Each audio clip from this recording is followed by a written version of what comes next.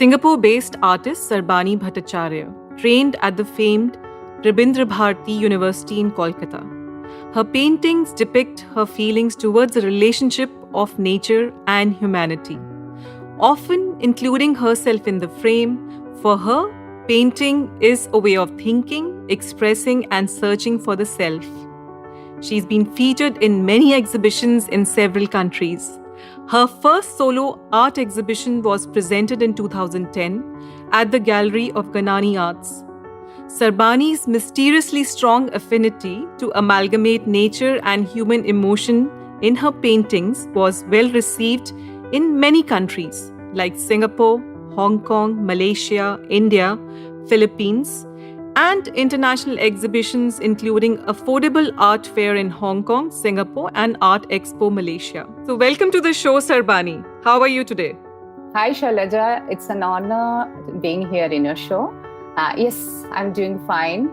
Though outside in Singapore, it is a lot of restrictions going on and we are hitting really the peak at this moment of COVID. But really feeling very happy and charged up to talk with you over here. So we'll straight jump into this, Riya. So how did you discover your passion for art? It was not a discovery. Actually, it was within me. Perhaps the system was like that, you have to pursue academics first. So my parents, they had the dream of, this girl is good in academics. I stood first both in my 10th standard and in the 12th standard from my school. So they had, of course, high expectation. My school teachers, they had expectation from me for academics career, like the career in academics. So I went to a renowned college to pursue maths as my graduation subject in, Bachelor of Science. Truly speaking, during that time, of course, that experience of, having the real maths in life as your study subject, I think, made me bold. That I had very good friend circles. They were really not only students, they were really balanced. They're still my friends. But during that time, I felt like, no, this is not my line. Okay, so I really have some other calling, some different ways of expression where I have to go, and I need the tool of express myself. The tool is the certificate course. Means I need a course. It was also there during that time. Oh, okay, why not? You can, learn anyway. You are learning anyway art. You can, do it independently. Why you have to go to some fine arts school, fine arts college to learn it? So those years were the rebellious years that I really wanted to pursue. And truly speaking, first 2 years, the art college, they had rejected me. The principal told, I'm sure you are not going to come back to take the admission because you are good in academics. And, your parents, I'm sure they will not send you. So the third year, I had to take my father along with me to tell that, no, I am serious. I want to come. So that was a story. So once I was there, I thought, of course, why I didn't join earlier. It was that mind was also there, but it was a good timing when I joined after my graduation. Lovely. So what inspires your art? What keeps the mojo alive? Okay, it is, it's women. It's the nature. The nature means that the goddess feeling in nature. Goddess means it is the divine form of spirit, what I think we all women hold. And I see the manifestation of the divine feeling throughout the nature. And I think I'm a mad person and I never get tired of expressing that, one after another. Okay, so that is the nature and nurture. These are the two most common words. If I represent my art in words, those are the words. So that is the part which comes across in your art pieces as well, right? So the womanhood playing a major part in your art. Yes, always. Yeah. Any specific painters you've been inspired by? Yeah, a lot.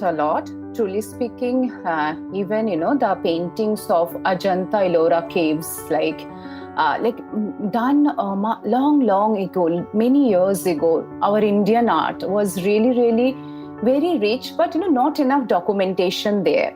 So we do not really know the name of the artist, but the style of the art, okay, what it was there.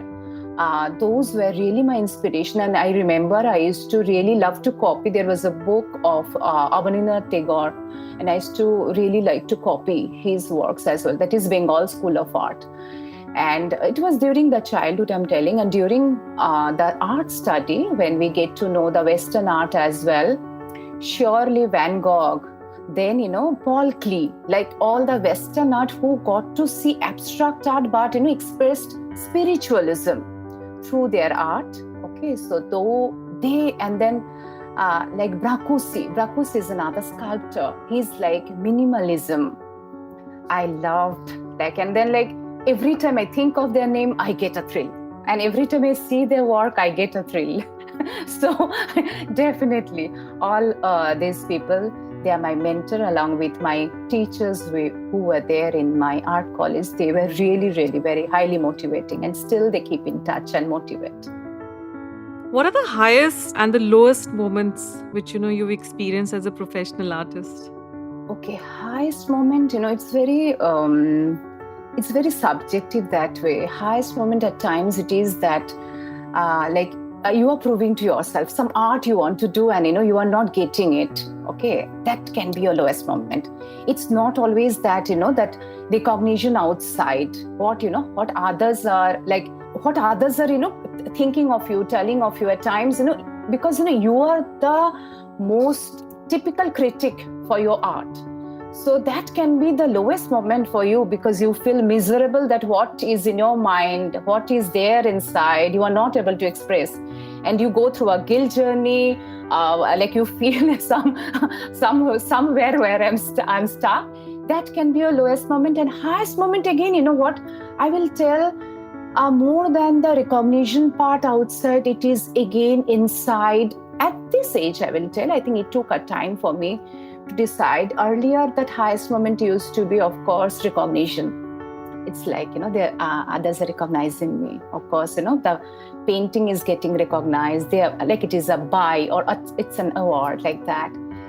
Then I think slowly with the age, with the addition of a spiritual practice, I think it started when I used to get what I wanted. That was the bliss point. Okay, that is the highest feeling. So yeah, that is going like that now. Okay, great. When you touched upon womanhood, right? That's something which depicts in your art as well. Is it something to do with the creative catharsis, that through your art you're also trying to bring a mini revolution or trying to express something through it? Yeah, that's a good point. I wanted, it's not that I didn't not really very conscious effort, but subconsciously I wanted. It was I painted for human trafficking, when this women's sex trafficking, to raise money for Anuradha Koirala. It's in Mighty Nepal. Okay, so she has this huge home for the women who are the victim of sex and women trafficking. Okay, so, and I was lucky enough to get this chance. And truly speaking, during that time, we saw one documentary. It was really very moving. It was painful. Coming back, I was not able to show the pain in my painting. So I think that was a really long blockage of nearly 3 weeks. And then another home also, children home. For them, I was doing one art, and they were supposed to do auction. And they all told painful stories, abused lives, everything. More than 32 children were there, teenage, not only children, teenage girls and boys. They had very intense stories.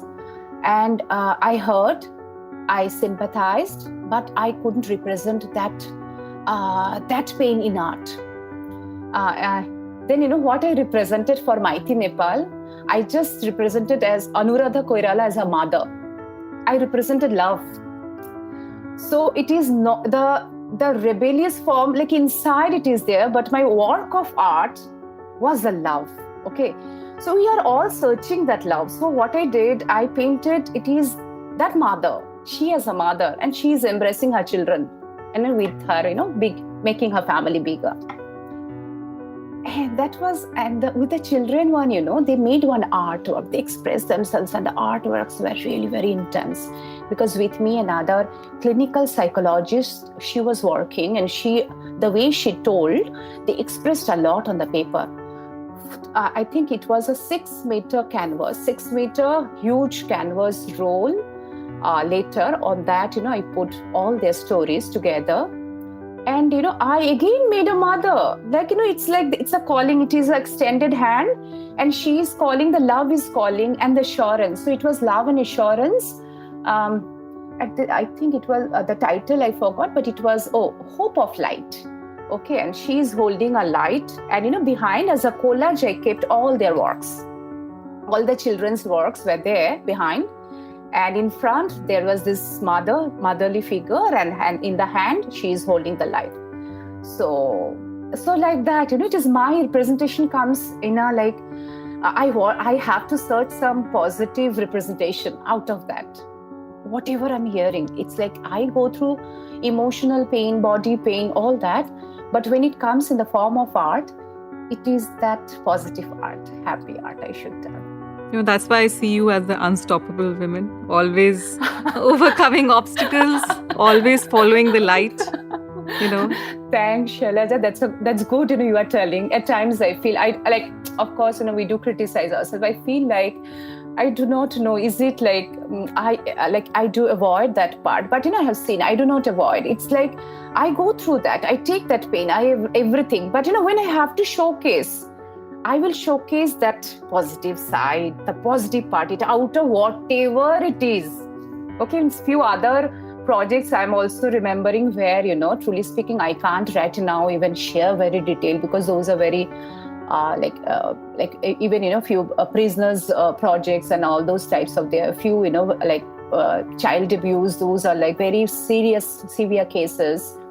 And those really, I won't be able to share very much detail, but I have seen that in that also somewhere, I think thanks to the spiritual practices that, I was able to give them a positive message.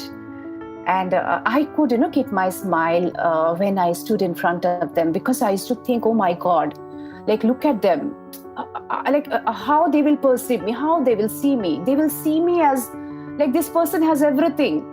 How come she can come and, just can give lecture and all that? I couldn't give any, I couldn't talk anything, like, and I wanted to hear them. I heard and heard and heard. And, the way they give love, like, it is so much love they can give. And I felt grateful that from where this much love come from. They are so, like, the abuse suffered, like, they have suffered a lot. And then I feel grateful. Oh my God, that I am blessed, I am grateful that, only like, this much I can do, like, I can just be there to listen to them. That's all. Yeah, thanks, Shailja. You are making me remember all the stories I had. So what's been the role of spirituality, Sarbani? In connecting with yourself, and that's been a journey in itself, right? Yeah, sure. The thing is that, I was always a nature lover, that was a connection. Later, I got this practice from Art of Living, meditation, mindfulness, and breathing exercises. And that really helped me to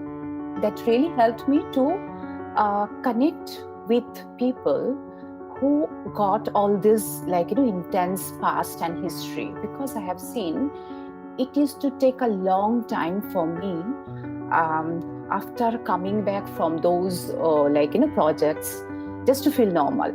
Okay, because inside I had a lot of irritations and impressions, and I used to feel it's very unfair. Why does it happen to certain kind of people? So all this I got answers in spirituality that way. Means, suppose if you believe in, like action, reaction, karma theory, something like that, whatever ways, I got answers in that. And practice-wise, it is breathing exercise and the like meditation, mindfulness, of art of living. I do practice, and that helps me a lot. And it actually it has changed my perception. What I used to think that it's me I am doing, from that I feel I'm a medium who can do this much. That's all. Okay. And that made me more effortless of doing more and more. So I feel the way I used to think earlier, oh, my routine is like this, how I can manage this, how I can manage that. I used to plan, and very strict diary I had. Now I have no plan. Okay, this I think manageable. Okay, that I think manageable.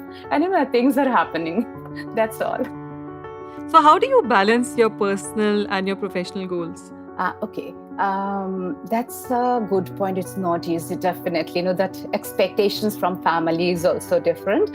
One thing what I have seen that, I have checked that, my husband and my daughter has their school and office hours. So I have seen that during that time, if I can manage to finish my work, one way it is better. Because I was always a night owl. And I used to love working at night, but I have seen that didn't work later when my child became a bit older. So, and now I prefer waking up in the morning. It's not easy for me. So there also I purposefully made some purposefully, truly speaking, joined and inspired others to make some morning yoga and mindfulness practice, so that we all can get up and can do that. And I need a team to wake me up. So that then the daytime I have seen that if I finish my work during that time, it helps. And it is very art is something at times you feel your mood. You become moody. So not really moody, means you feel that urge inside, that you feel oh, right now these are the things coming, I have to go. So those things are manageable now. So it's at times you gain the energy of 3 months in 3 days, and you really can complete a project of what can be accomplished in 3 months. You can really do it in 3 days. So it is possible if you think and it comes when truly it comes. Incredible. Yeah. I'm sure it happens with you, with everyone who wants to do that, who has got the urge of doing something and urge of make it possible. You get the energy from the universe, and we know that we know that universal energy is there, and we are going to get it. Right. So you've spoken about your painting, right? I know you're a dancer as well, and also many more passion points which you have, which we haven't really covered. Would you want to talk about that? Okay, dance, truly speaking, I had learned dance when I was young. It was a very common Bengali culture. Okay, so when children are young, they have to they have to sing, they have to dance. Okay, so different cultural ways of doing. So, but you know what? I didn't enjoy. I used to think that my mom used to send me, and I really used to think, oh my God, I could have played. I just could have just roamed around, whatever. Then I finished the diploma certificate when I was in grade 9. By the time finished, but it was not again. It was not me who did it. That's all. So when I grew up, of course, with our age, everything, when we start seeing life in a different perspective, my daughter started going to learn dance. I saw a few ladies also, they also joined. Then I thought, can I, whether it is possible again. And then suddenly I decided, I thought, at least I can push my daughter for this. And that helped to push her to pursue dance, the Indian form of dance.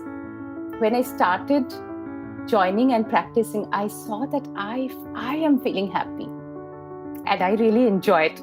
When in adulthood, when again I have completed my graduation, 5 years of graduation, but it is not the Visharad yet. And Visharad will take another 3-4 years. But the first graduation of 5 years I have completed with my daughter. That one I feel is something very different, and I really feel that is I never thought of, which has happened. So, Sarbani, the unstoppable women as a thought came on Women's Day to me, just as a thought crossed my mind that while a lot of us as women have a lot of energy to do a lot of things, but somewhere with the duties and the roles we play as women, we give into that a lot more and ignore our true purpose or true calling in life. So, is there any message to our listeners today how to keep the flame burning? Because you've done that in your life. No, what I mean, yeah, that's a very good point. The thing is that I feel I am sure each one, if I can do it, everyone can do it, because I was not that much expressive enough.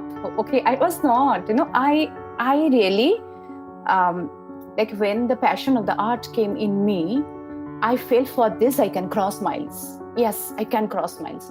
So first is that you have to detect what is your passion, what makes you happy, you are living your life, or you are living the life for others.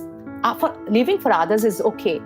What I mean, I am living and I am really inspiring others to live. That is one thing. Another thing is that I am not living, I'm just giving up, and I'm thinking that I'm living for others. That way you are not living for others. If you are giving up, that is not your living up, because you are equipped with much, much more energy than you think. Means I'm telling, it is not it's really, really, we all women are as unstoppable as each, universal energy. So we have that. It's just to recognize your passion. What is that passion? What makes you always what brings enthusiasm? What, truly speaking, I have seen, Shailja, spirituality is one part from where you get to know passion also. Okay, so if you are if you get to know spirituality, you will get to see that what is spirituality. It is not being very serious and practicing mindfulness or something, or doing breathing and yoga, giving very serious instruction, nothing. It's where your spirit is. You are recognizing your spirit, and you are dissipating energy, and that is the one spirituality. That passion, if you recognize, once you recognize your spiritual factor inside you, recognizing of passion becomes very easy. I am sure it every one of them, they can just tell and they can each, what I mean, at times it is too much complicated way we think and we compare. Okay, so I feel like each one has our own journey. So it's just to get to know our passion, what we love.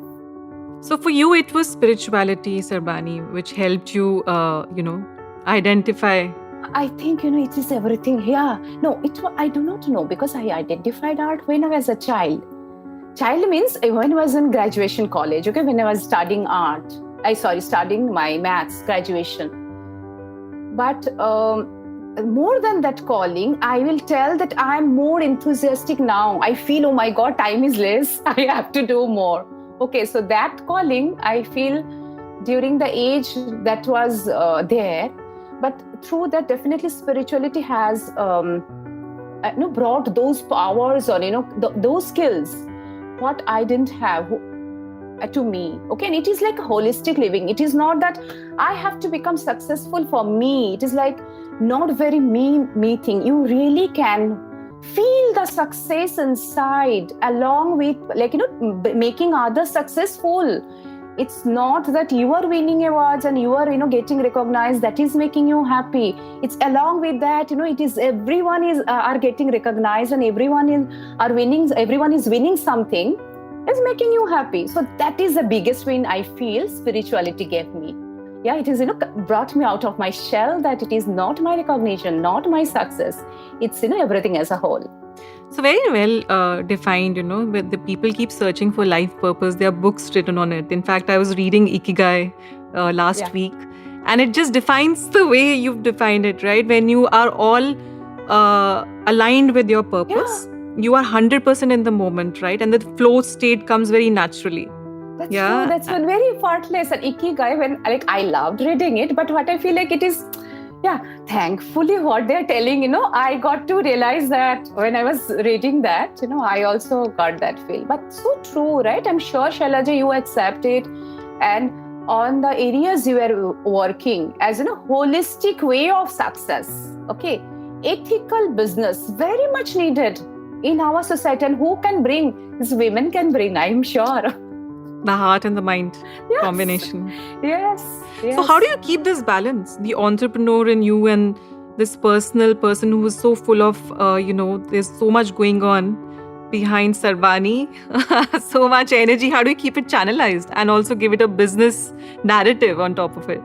I don't think so. I give too much business narrative. Okay. I feel like it's like you go with the flow and you just, enjoy the world. You are living this life and you enjoy.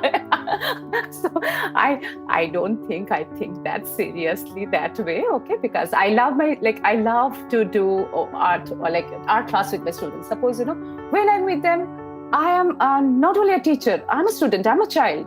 And I enjoy with them. So I do not leave any moment of enjoyment with anyone. That's all.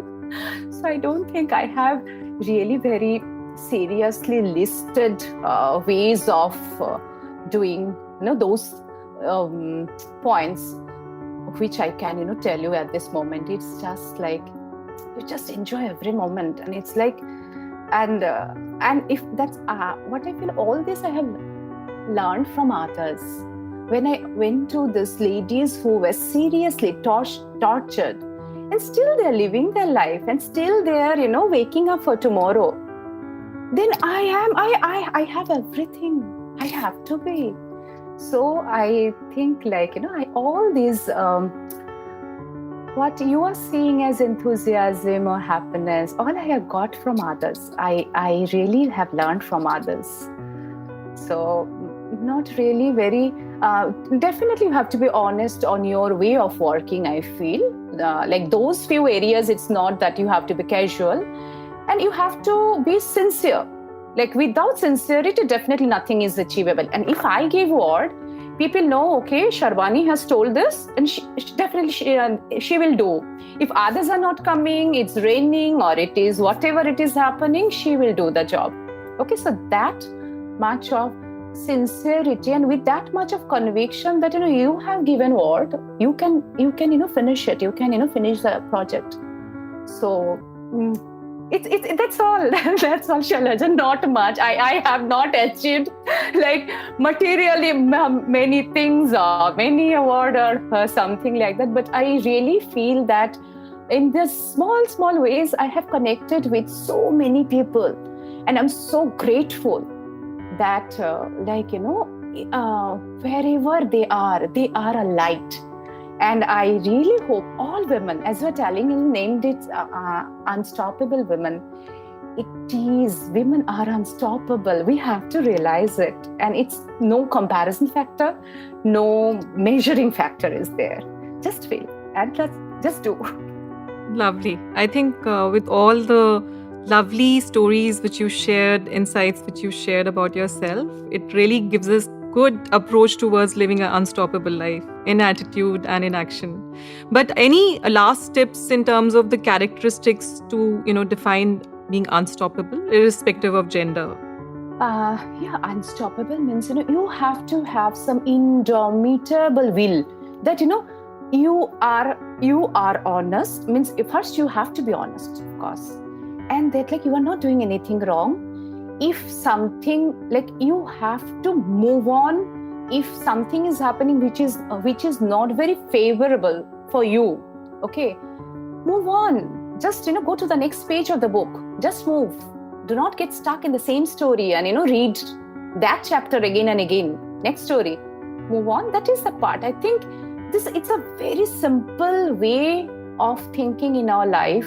When we get stuck, we just get stuck, and we get stuck in the loop. So I feel in like unstoppable means what? It is like, you are moving on. You do not have to run.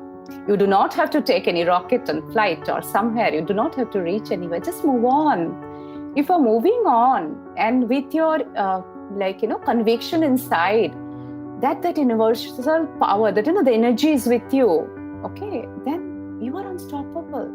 Surely you are unstoppable. I don't know whether I could tell you in proper words.